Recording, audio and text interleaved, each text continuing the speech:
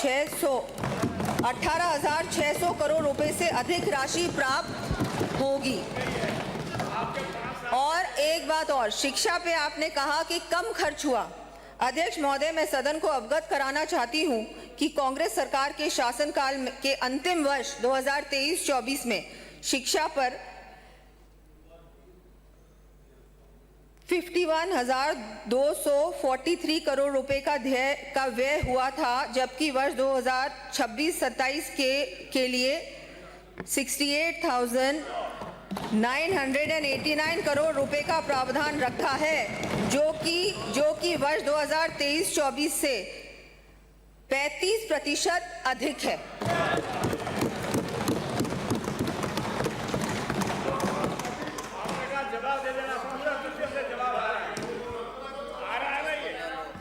कृषि पर राशि कम करने का भी आपने मुद्दा उठाया कि कृषि पर कम राशि।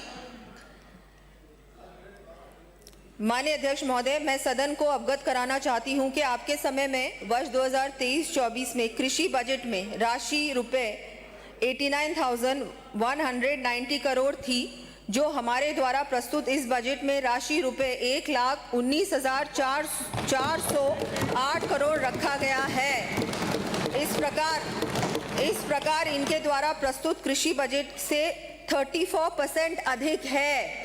कम से कम आंकड़े तो देख लीजिए बोलने से पहले।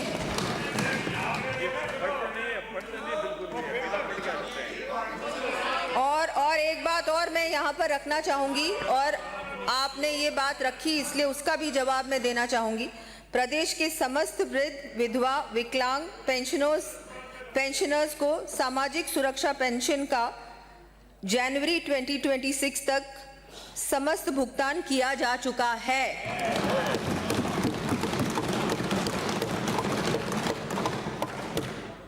अध्यक्ष महोदय, हमारे भीनमाल व सूरजगढ़ से आने वाले माननीय सदस्यों द्वारा यह भी कहा गया कि इस बजट में केवल राजस्थान एक्ट 2047 की ही बात की गई है। इनको उससे भी समस्या है, वो चाहते ही नहीं कि विकसित राजस्थान बने। बहुत दुख की बात है, बहुत दुख की बात। मैं उनको अवगत कराना चाहूंगी कि प्रदेश की इस विकास यात्रा में हमने वार्षिक, मध्यमकालीन व दीर्घकालिक लक्ष्यों को ध्यान में रखा है, और हमने वर्ष 2030, 2035, 2040 एवं विजन एक्ट 2047 के लिए सभी क्षेत्रों में हासिल किए जाने वाले लक्ष्यों के माइलस्टोन्स भी तय किए हैं।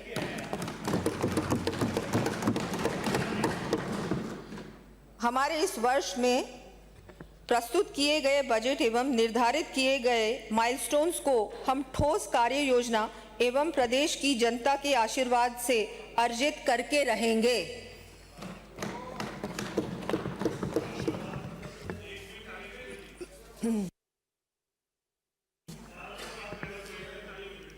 राजाखेड़ा से आने वाले माननीय सदस्य जो वित्तीय विशेषज्ञ होने का दावा करते हैं, गायब हो गए, उनको पता था कि मैं कुछ बोलने वाली हूँ, क्या करें, ने कहा कि देश की अर्थव्यवस्था की औसत वृद्धि 8% है, तो राजस्थान उससे ऊपर की वृद्धि दर होने का दावा कैसे कर सकता है।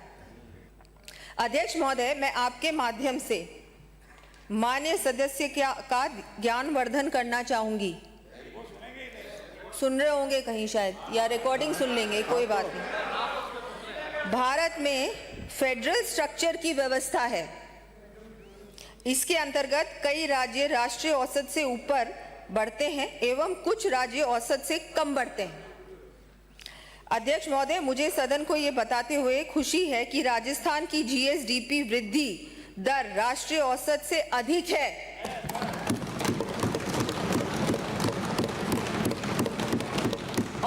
और भारत को 2047 तक विकसित राष्ट्र बनाने में राजस्थान एक ग्रोथ इंजन के रूप में कार्य कर रहा है।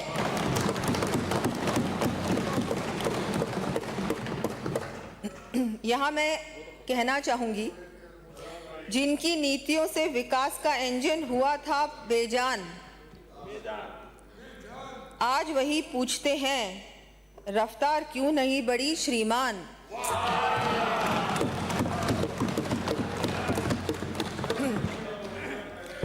अध्यक्ष महोदय, बायतू से आने वाले माननीय सदस्य ने जीएसडीपी के आंकड़ों पर जो सदन को भ्रमित किया है, इससे मुझे लगा कि शायद अर्थशास्त्र को भी अब विपक्ष राजनीति के चश्मे से देखने लगा है। अध्यक्ष महोदय, मैं सदन को अवगत कराना चाहूंगी कि हमारी जन कल्याणकारी नीतियों एवं व्यापक आर्थिक सुधारों के परिणाम स्वरूप प्रदेश की अर्थव्यवस्था में बहुत तेजी से वृद्धि हो रही है एवं वर्ष 2026-27 में राज्य की जीएसडीपी 21,52,100 करोड़ रुपए होना संभावित है। जो इनकी सरकार, अभी आगे बहुत महत्वपूर्ण बात है, जो इनकी सरकार के कार्यकाल के वर्ष 2023-24 से 41% से भी अधिक है।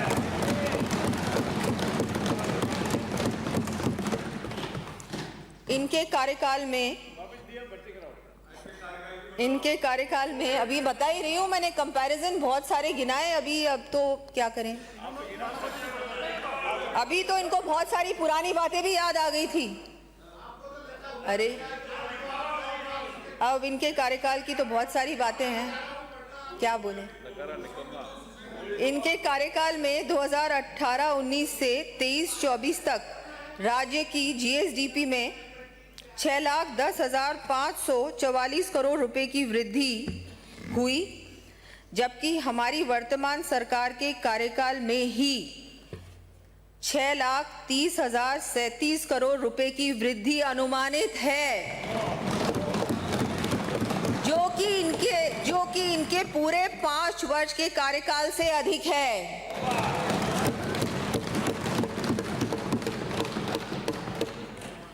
इनकी सरकार के समय जीएसडीपी की औसत ग्रोथ रेट 10.92% थी, जबकि हमारे कार्यकाल में ये रेट 12.25% है।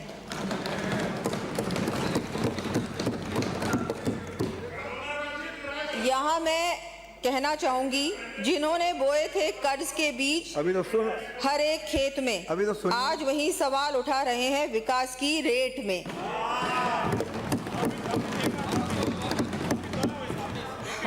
जिन्होंने बोए थे कर्ज के बीज हर एक खेत में, आज वही सवाल उठा रहे हैं विकास की रेट में।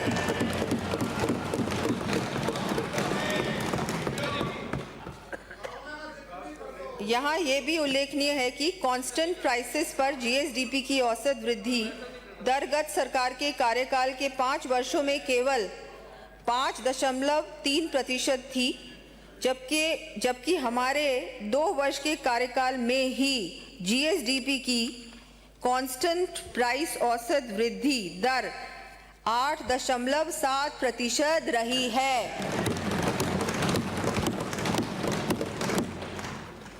मैं यहाँ पर यह भी अवगत कराना चाहूँगी कि वर्ष 2026-27 के जीएसडीपी के अनुमान वित्त आयोग के निर्धारित फॉर्मूला के अनुसार ही तय किए गए हैं। अध्यक्ष महोदय, लक्ष्मणगढ़ सीकर से आने वाले माननीय सदस्य ने बजट भाषण पढ़ने के दौरान मेरे द्वारा 7-8 बार पानी पीने पर टिप्पणी की। अब क्या करें, हमारे समय में तो बहुत आसानी से पानी जल सब लोगों के लिए उपलब्ध है। अब आपके समय में जो हुआ सब जानते हैं। जल जीवन मिशन की परियोजनाओं में इनकी सरकार में हुए भ्रष्टाचार पर तो इनका ध्यान गया ही नहीं, पर मैंने कितना पानी पिया उस पे ध्यान जरूर जाएगा। अभी मैं थोड़ा सा पानी और पी लेती हूँ। सब एक बाल्टी पानी पीते थे बजट भाषण में, एक बाल्टी।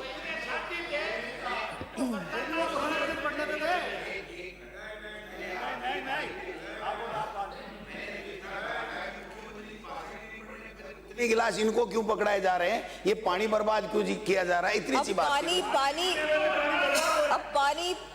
पानी पीने में पानी बर्बाद हो रहा है। धन्यवाद इनके ज्ञान को, धन्यवाद है। हमने राम जल सेतु और यमुना जल समझौते से वर्षों से रुके प्रदेश के हक का पानी लाने का मार्ग प्रशस्त किया है। हमने बजट में मुख्यमंत्री जल जीवन मिशन शहरी का दायरा बढ़ाते हुए पेरी अर्बन एरिया के 6,245 गांवों को पानी चरणबद्ध रूप से उपलब्ध करवाया जाना प्रस्तावित किया है। हमारी सरकार द्वारा समस्त प्रदेशवासियों को universal access to save water के उद्देश्य से 14 लाख से अधिक जल कनेक्शन उपलब्ध करवाए गए हैं। प्रदेशवासियों को स्वच्छ पेयजल उपलब्ध करवाना हमारी सरकार की मुख्य प्राथमिकता है। माननीय अध्यक्ष महोदय, कुछ विपक्षी माननीय सदस्यों ने 15वें और 16वें वित्त आयोग के डेवोल्यूशन की तुलना करते हुए यह निष्कर्ष निकाल दिया कि डबल इंजन राजस्थान के लिए नुकसानदायक है। अध्यक्ष महोदय, मेरा इनको सुझाव है कि निष्कर्ष निकालने से पहले वित्त आयोग की पूरी रिपोर्ट पढ़ लेते, वो भी आवश्यक है, जिससे आपको सही तथ्यों का पता चल जाता। अब उल्लेखनीय है कि ग्रामीण और शहरी निकायों को 15वें वित्त आयोग द्वारा 27,172 करोड़ रुपए अनुशंसित की गई थी, जबकि 16वें वित्त आयोग द्वारा ग्रामीण और शहरी निकायों को 44,147 करोड़ रुपए अनुशंसित की गई है, जो कि 15वें वित्त आयोग से 60% ज्यादा है।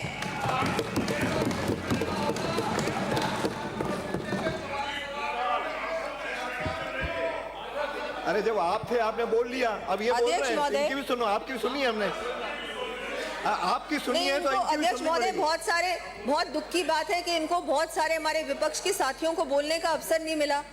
अब क्या करें, अब बोलेंगे तो सही कुछ ना कुछ, है ना, पर अब क्या करें, अब उसमें हमारी तो क्या गलती। अध्यक्ष महोदय, वित्त आयोग की सिफारिशें जनसंख्या, आय दूरी, कर क्षमता, क्षेत्रफल, वन क्षेत्र और राजकोषीय अनुशासन जैसे अनेक मानकों को ध्यान में रखते हुए फॉर्मूला के अनुसार की जाती है।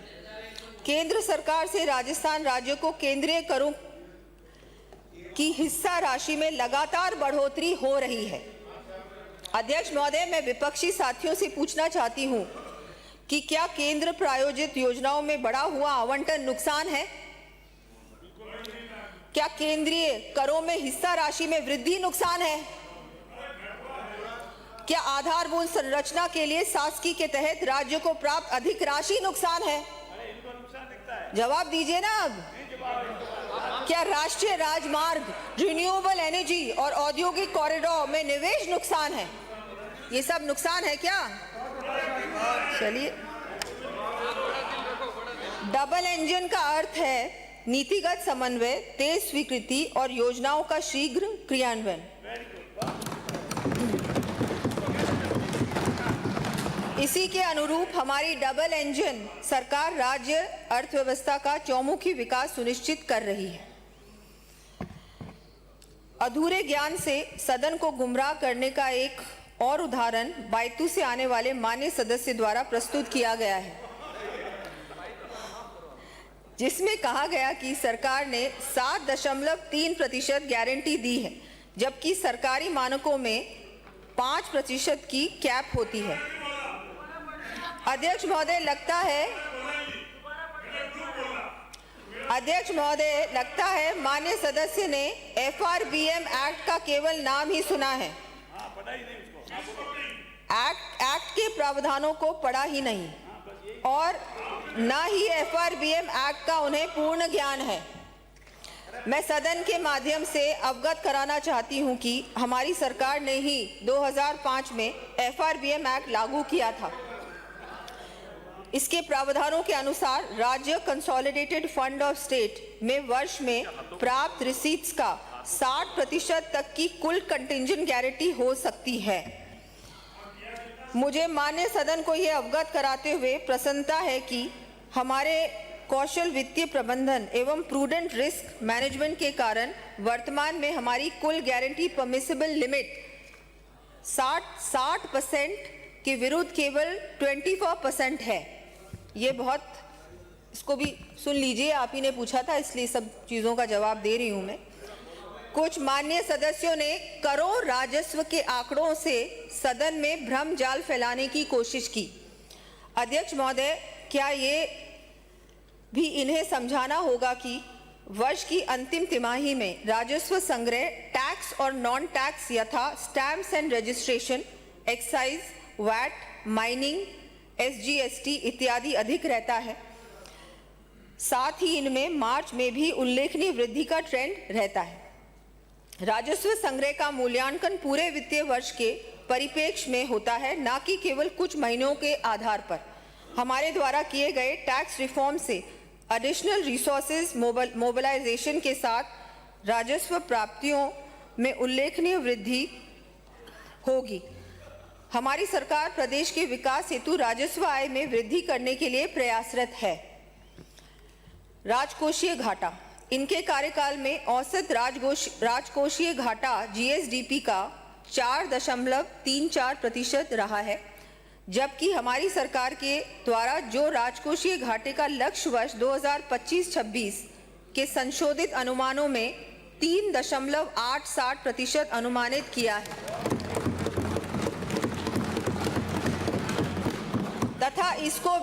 तथा इसको भी वर्ष 2026-27 में कम करते हुए 3.69% अनुमानित है।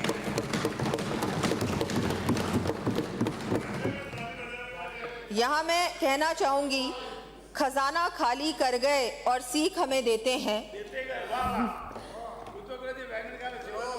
घाटे के बीज बोकर हिसाब हमसे लेते हैं। मैं हमारे विपक्षी मान्य सदस्यों को ये अवगत करा दूं कि हमारे द्वारा राजकोषीय घाटा फिस्कल डिफिसिट को अनुमत सीमा 3.7% 2026-27 के अंतर्गत ही रखा है।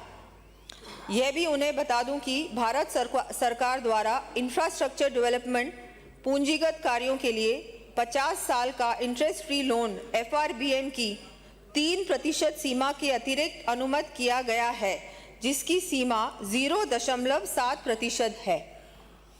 हमारी सरकार द्वारा वित्तीय अनुशासन सुनिश्चित करते हुए राजकोषीय घाटा FRBM की अनुमत सीमा में ही रखा गया है। कुछ मान्य सदस्यों द्वारा यह भी कहा गया कि बजट 2026-27 में योजनाओं के लिए आवश्यक प्रावधान नहीं किए गए। अध्यक्ष महोदय, मैं आपके माध्यम से अवगत कराना चाहूंगी कि हमने प्रस्तावित सभी घोषणाओं के लिए आवश्यक प्रावधान किए हैं और हमारे द्वारा की गई घोषणाओं की पूर्ति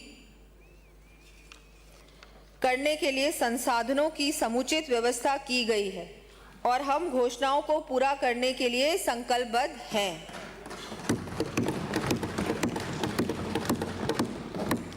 कुछ मान्य सदस्यों द्वारा कहा गया कि गार्गी पुरस्कार नहीं दिए गए। अध्यक्ष महोदय, माननीय विपक्षी सदस्यों का कथन असत्य है। हमारी सरकार द्वारा बसंत पंचमी दिनांक 23 जनवरी 2026 को गार्गी पुरस्कार योजना अंतर्गत सभी पात्र 1,55,025 बालिकाओं को 46 करोड़ रुपए से अधिक का वितरण DBT के माध्यम से किया जा चुका है।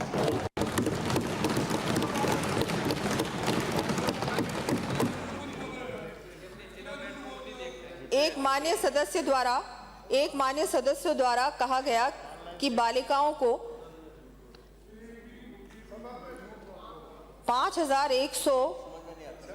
5,100 रुपए की प्रोत्साहन राशि नहीं मिली। अध्यक्ष महोदय, माननीय सदस्य का कथन तथ्यों के पूर्णतः विपरीत है। राज्य सरकार द्वारा इस बसंत पंचमी को इस योजना अंतर्गत सभी पात्र 1,32,528 बालिकाओं को 66 करोड़ रुपए से अधिक का वितरण DBT के माध्यम से किया जा चुका है। मैदान छोड़ गए।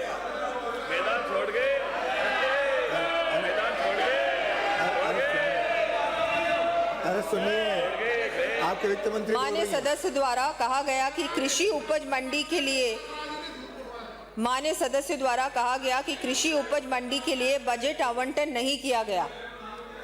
अध्यक्ष महोदय, कृषि उपज मंडी समितियों द्वारा मंडी शुल्क की आय से मंडी प्रांगण एवं मंडी क्षेत्र में विकास कार्य कराए जाते हैं।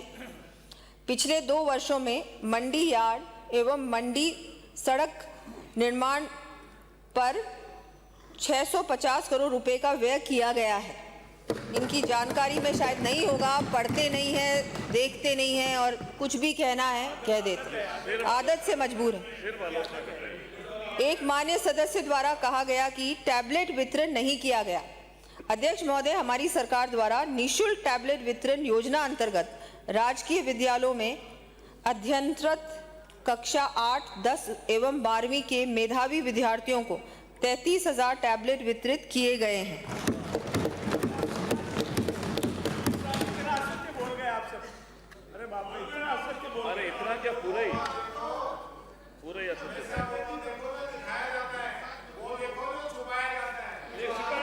वो देखो जो हुआ है, वो देखो इसमें उतारो। अब हमने टैबलेट लैपटॉप के लिए डीबीटी ई वाउचर प्रदान करने की घोषणा की है। माननीय अध्यक्ष महोदय, बड़ी हैरानी की बात है कि गरीब युवाओं, किसान और नारी को समर्पित हमारे बजट के बारे में कुछ माननीय सदस्यों ने कहा कि इसमें इन वर्गों के लिए कुछ नहीं है। अध्यक्ष महोदय, मैं आपके माध्यम से कहना चाहूंगी कि आज गरीब का घर हुआ है रोशन, मिला इलाज, दवाई और पोषण, हक भी मिला, बड़ा है सम्मान, यही है बदला हुआ राजस्थान।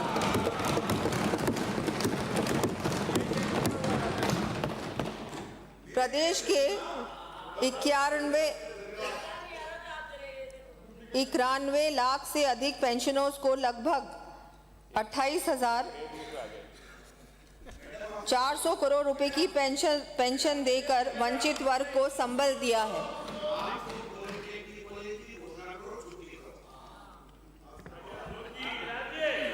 असहाय लावारिस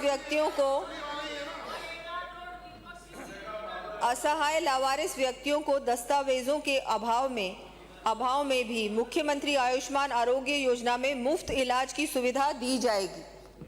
कितना बड़ा काम। राज पहल कार्यक्रम में घुमंतु व अर्ध घुमंतु मजदूर वर्ग के परिवारों के बच्चों की शिक्षा हेतु प्रत्येक जिले में स्कूल ऑन व्हील स्थापित किए जाएंगे।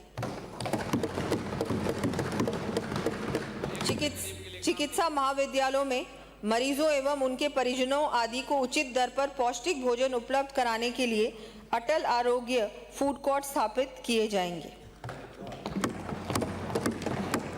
श्रमिकों के कल्याण हेतु श्रम सेतु मोबाइल ऐप व डिजिटल लेबर चौक आदि की सुविधा उपलब्ध कराई जाएगी।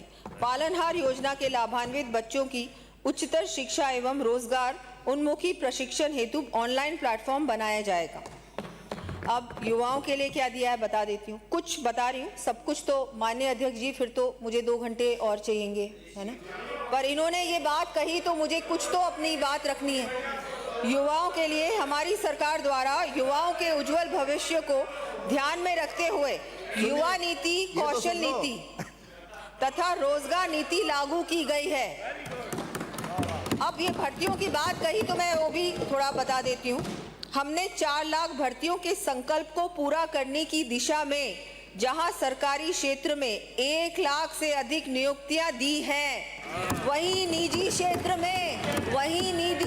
में 2 लाख से अधिक रोजगार के अवसर भी सृजित किए हैं। वर्तमान में 1,43,000 पदों पर 1,43,000 पदों पर भर्तियां प्रक्रियाधीन हैं तथा 1 लाख पदों पर भर्ती किए जाने के लिए परीक्षा कैलेंडर भी जारी कर दिया गया है।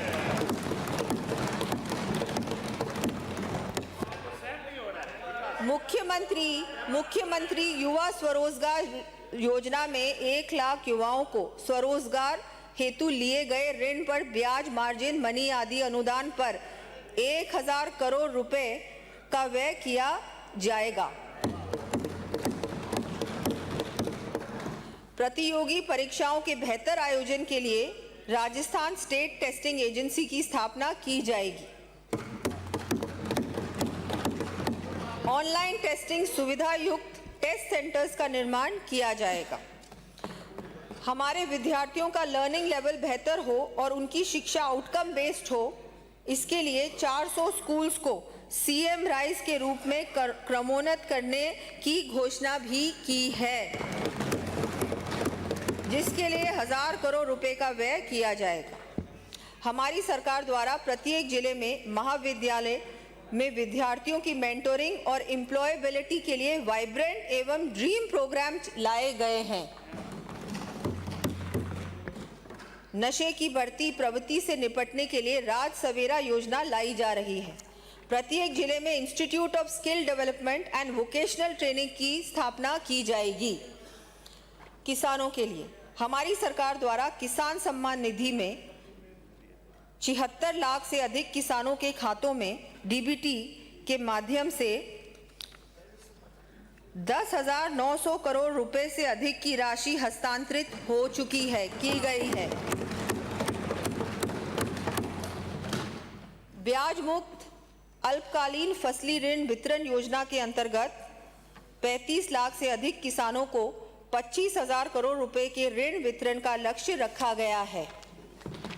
प्रदेश में डेयरी एवं दुग्ध उत्पादन को बढ़ावा देने के उद्देश्य से हमारे द्वारा गठित Rajasthan cooperative dairy infrastructure development fund की राशि को 1000 करोड़ से बढ़ाकर 2000 करोड़ किया जाएगा।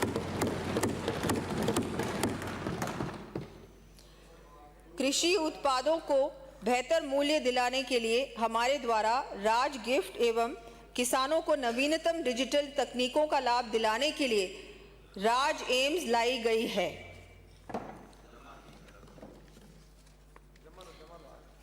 मुख्यमंत्री दुग्ध उत्पादक संबल योजना में 700 करोड़ रुपए के अनुदान से 5 लाख पशुपालक लाभान्वित होंगे। हमारे अन्नदाताओं को प्रोत्साहन देने के लिए हम पहली बार कार्बन क्रेडिट प्रोजेक्ट लाने जा रहे हैं। अब महिलाओं के लिए भी सुन लीजिए। महिला एसएचजी के सहयोग से 11,000 अमृत पोषण वाटिकाओं की स्थापना की जाएगी। सभी संभागीय मुख्यालयों पर राज सखी स्टोर्स प्रारंभ किए जाएंगे। जिला स्तर पर रूरल विमेन बीपीओ की स्थापना की जाएगी।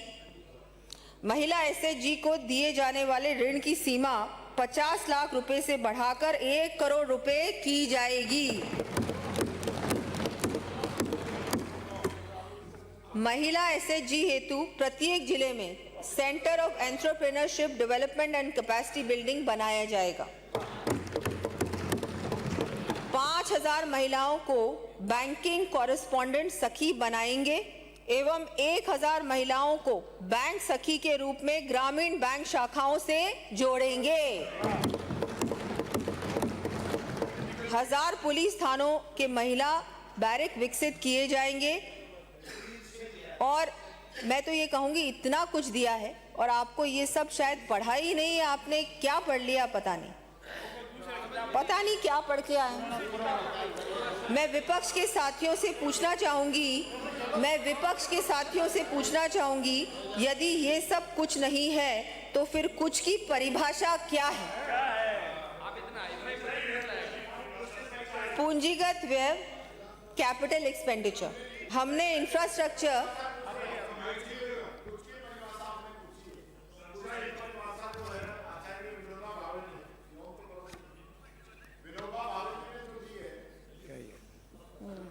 विनोबा भावे जी ने जो कुछ की परिभाषा दी है वो ये कहा है कि बोरा भर के बातों से तोला भर काम जो है वो ज्यादा होता है।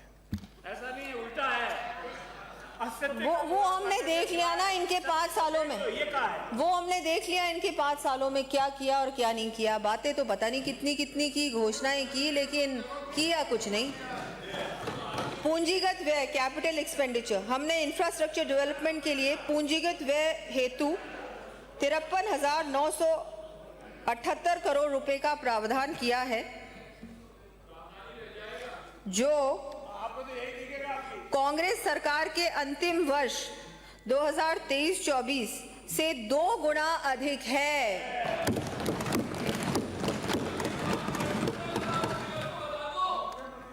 इसके साथ ही राज्य के राजकीय उपक्रमों संस्थाओं द्वारा भी लगभग 51,000 करोड़ रुपए से भी अधिक का पूंजीगत व्यय किया जाएगा। इस प्रकार राज्य का कुल पूंजीगत व्यय 1 लाख करोड़ रुपए से अधिक होगा। हमारी सरकार के बजट में इंफ्रा फाइनेंसिंग के लिए राज सेतु फंड बनाने का प्रगतिशील कदम उठाया है। अध्यक्ष महोदय, माननीय मुख्यमंत्री श्री भजनलाल शर्मा जी के नेतृत्व वाली हमारी सरकार का प्रयास है कि राज्य की अर्थव्यवस्था के सभी क्षेत्रों के समावेशी विकास एवं समाज के सभी वर्गों, विशेष रूप से अंतिम पंक्ति में खड़े व्यक्ति को विकास की मुख्य धारा के साथ जोड़कर राजस्थान 2047 तक विकसित प्रदेश बने। मैं यहाँ पर प्रदेश को प्रगति के पथ पर आगे ले जाने की प्रेरणा देने वाली प्रसिद्ध कवि श्री गोपाल दास नीरज की कुछ पंक्तियां याद दिलाना चाहूंगी। पथ पर चलना तुझे तो मुस्कुराकर चल मुसाफिर, वह मुसाफिर क्या जिसे कुछ शूल ही पथ के थका दें, हौसला वह क्या जिसे कुछ मुश्किलें पीछे हटा दें। जिंदगी की राह पर केवल वही पंथी सफल है, जिंदगी की राह पर केवल वही पंथी सफल है, आंधियों में बिजलियों में जो रहे अविचल मुसाफिर। पथ पर चलना तुझे तो मुस्कुराकर चल मुसाफिर।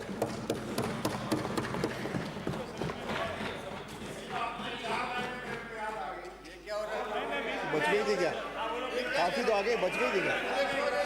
अभी आप मुझे, अभी तो बहुत कुछ बाकी है।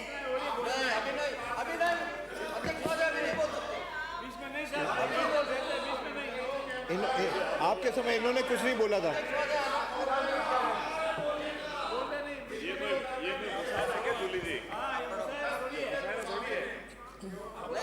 अभी माननीय अध्यक्ष महोदय, हमारे द्वारा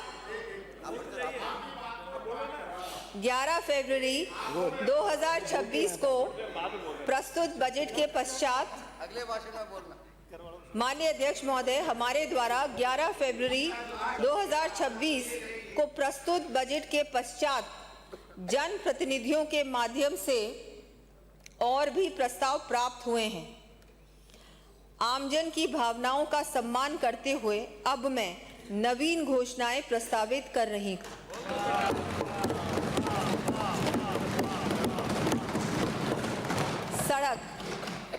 सड़क प्रदेश के शहरी व ग्रामीण क्षेत्रों में विभिन्न सड़कों के निर्माण, मरम्मत व उन्नयन संबंधी कार्य 690 करोड़ रुपए से अधिक की लागत से करवाए जाने प्रस्तावित हैं। इन कार्यों की सूची मैं सदन के पटल पर रख रही हूं।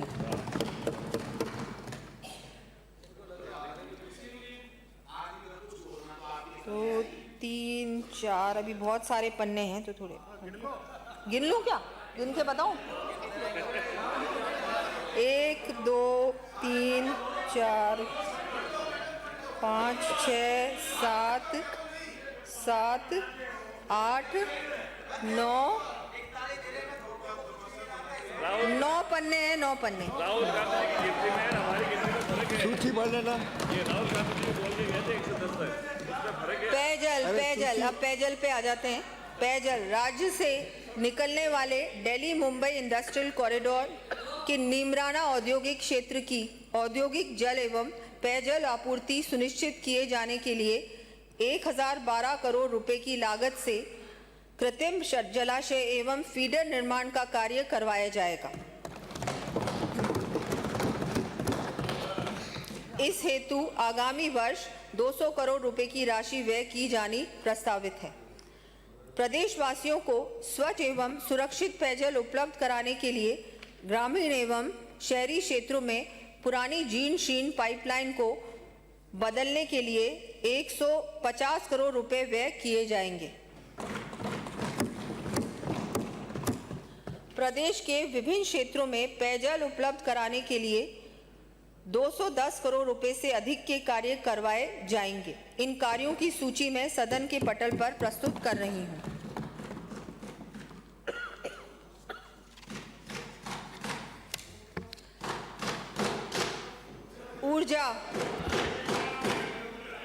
ऊर्जा प्रदेश में विद्युत तंत्र के और अधिक विस्तार एवं सुदृढ़ीकरण के लिए विभिन्न जीएसएस का निर्माण किया जाएगा। इन जीएसएस की सूची मैं सदन के पटल पर प्रस्तुत कर रही हूं।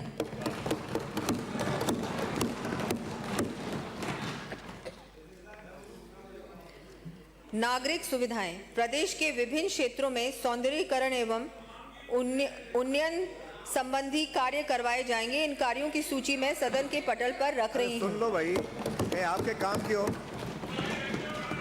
औद्योगिक विकास कोटा बूंदी में निर्माणाधीन नवीन ग्रीनफील्ड एयरपोर्ट के नजदीक रीको द्वारा वृहद औद्योगिक क्षेत्र विकसित किया जाएगा, जिसमें लॉजिस्टिक, टेक्सटाइल आदि उद्योगों की स्थापना की जाएगी। एमएसएमई तथा ओडीओपी योजना के तहत प्राप्त आवेदनों के शीघ्र निस्तारण हेतु इन्हें जिला उद्योग केंद्रों के महाप्रबंधकों द्वारा ही स्वीकृत किया जाना प्रस्तावित है। जोजरी व बांडी नदी में गिरने वाले ट्रीटेड वाटर को पाइपलाइन द्वारा पचपदरा रिफाइनरी बालोतरा तक पहुंचाने के लिए कार्य के लिए डीपीआर बनाई जाएगी। युवा विकास एवं कल्याण प्रदेश में उच्च एवं तकनीकी शिक्षा व्यवस्था को और अधिक सुदृढ़ करने की दृष्टि से नवीन संस्थान व विषय प्रारंभ करने तथा भवन निर्माण संबंधी कार्य करवाए जाएंगे। इनकी सूची मैं सदन के पटल पर प्रस्तुत कर रही हूं। IIIT कोटा में एआई, डेटा एनालिटिक्स तथा अन्य इमर्जिंग क्षेत्रों में नए कोर्सेज प्रारंभ करने एवं IIIT कोटा को आईटी के बड़े हब के रूप में विकसित करने के लिए केंद्र सरकार के सहयोग से डीपीआर बनाई जाएगी। प्रदेश में खेल सुविधाओं के विस्तार हेतु स्टेडियम निर्माण व अन्य सुविधाएं विकसित किए जाने के लिए विभिन्न कार्य करवाए जाएंगे। इन कार्यों की सूची मैं सदन के पटल पर रख रही हूं। चिकित्सा एवं स्वास्थ्य प्रदेश में चिकित्सा सुविधाओं के विस्तार हेतु चिकित्सा संस्थानों की स्थापना, अपग्रेडेशन, बेड क्षमता वृद्धि एवं भवन निर्माण संबंधी विभिन्न कार्य करवाए जाएंगे। इन कार्यों की सूची मैं सदन के पटल पर रख रही हूं। मेडिकल कॉलेज कोटा में robotic hand for prostatic surgery for urology की सुविधा प्रारंभ की जाएगी। साथ ही इससे संबद्ध चिकित्सालयों में 25 करोड़ रुपए की लागत से विभिन्न विकास कार्य करवाए जाएंगे।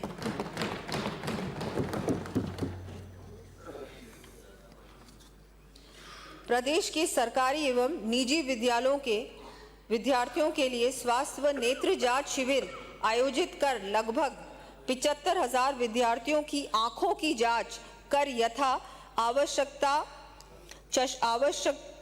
चश्मे की भी उपलब्ध करवाए जाएंगे।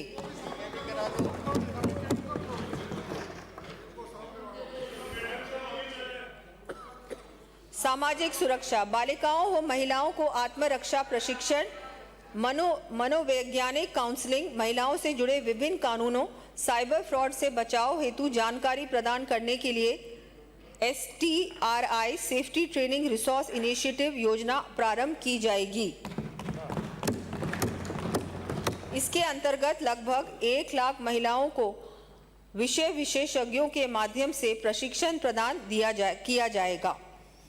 अंबेडकर अनुसूचित जनजाति छात्रावास मसूदा ब्यावर, बेरीसल, नारायणपुर कोटपुतली बहरोड तथा अंबेडकर अनुसूचित जाति छात्रावास, रिदासर सडुपड़ी चुरू, मुंडावर खैरतल तिजारा, पाटन सीकर, पदमपुर श्री गंगानगर की सीट क्षमता बढ़ाकर 50 तथा केसरी सिंहपुर प्रथम श्री गंगानगर की सीट क्षमता बढ़ाकर 35 किया जाना प्रस्तावित है। साथ ही अंबेडकर अन्य पिछड़ा वर्ग छात्रावास उदयपुर वाटी झुंझुनू एवं रायसिंह नगर श्री गंगानगर की सीट क्षमता बढ़ाकर क्रमशः 40 व 70 की जाएगी। पर्यटन कला एवं संस्कृति।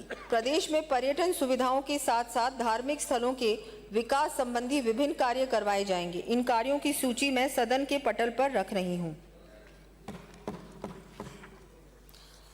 हाड़ौती क्षेत्र में पर्यटन को बढ़ावा देने के लिए Ramgarh Vishdhari tiger reserve, Mukundra tiger reserve, Chambal घड़ियाल सेंचुरी में सफारी एवं अन्य सुविधाओं के विकास के लिए 25 करोड़ रुपए व्यय किए जाएंगे।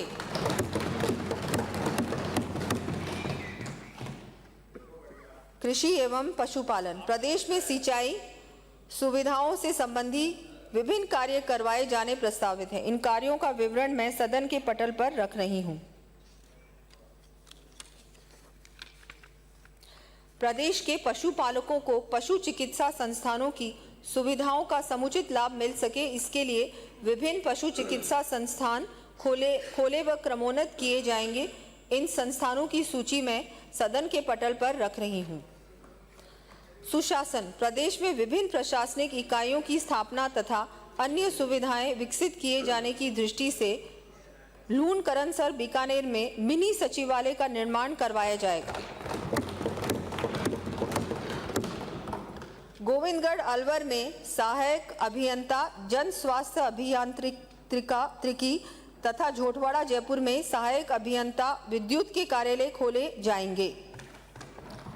साथ ही सर्किट हाउस अजमेर में कॉटेज एवं वीआईपी स्वीट युक्त विंग का निर्माण किया जाएगा।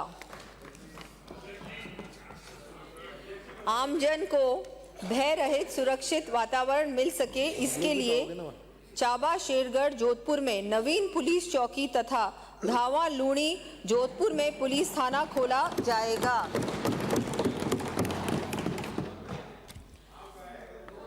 राज्य में निजी हेलीकॉप्टर एवं विमानों की लैंडिंग प्रक्रिया हेतु आवश्यक स्वीकृतियों को सुगम बनाने के लिए सिंगल विंडो क्लियरेंस सिस्टम लागू किया जाएगा। राज्य कर्मचारियों द्वारा प्रशिक्षण के दौरान अथवा प्रशिक्षण समाप्ति से 2 वर्ष की अवधि में राज्य केंद्र सरकार के विभागों, उपक्रमों, संस्थानों के में नियुक्ति होने के फलस्वरूप पद त्यागने पर कार्मिकों से भुगतान किए गए वेतन एवं भत्तों की वसूली नहीं की जाएगी। वर्तमान में राज्य कर्मचारी जिस वित्तीय वर्ष में रिटायर होते हैं, उस वर्ष 1 अप्रैल को ही उनकी स्टेट इंश्योरेंस पॉलिसी भुगतान हेतु मैच्योर हो जाती है, जिससे कार्मिक अधिवार्षिकी रिटायरमेंट तिथि तक इंश्योरेंस कवर से वंचित रहता है। इसे ध्यान में रखते हुए अब सभी राज्य कर्मचारियों को एक्सटेंडेड इंश्योरेंस मैच्योरिटी के साथ अधिवार्षिकी रिटायरमेंट तिथि तक इंश्योरेंस कवर उपलब्ध करवाया जाएगा।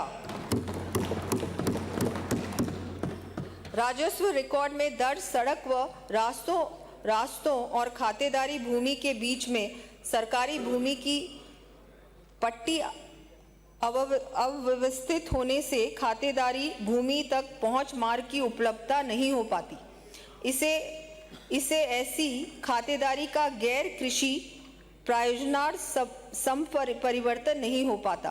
अब ऐसे प्रकरणों में 20 फुट तक की चौड़ाई की राजकीय भूपट्टी का कृषि भूमि की प्रचलित डीएलसी की दुगनी दर से भुगतान करने पर संबंधित खातेदार को पहुंच मार्ग हेतु आवंटन किया जा सकेगा।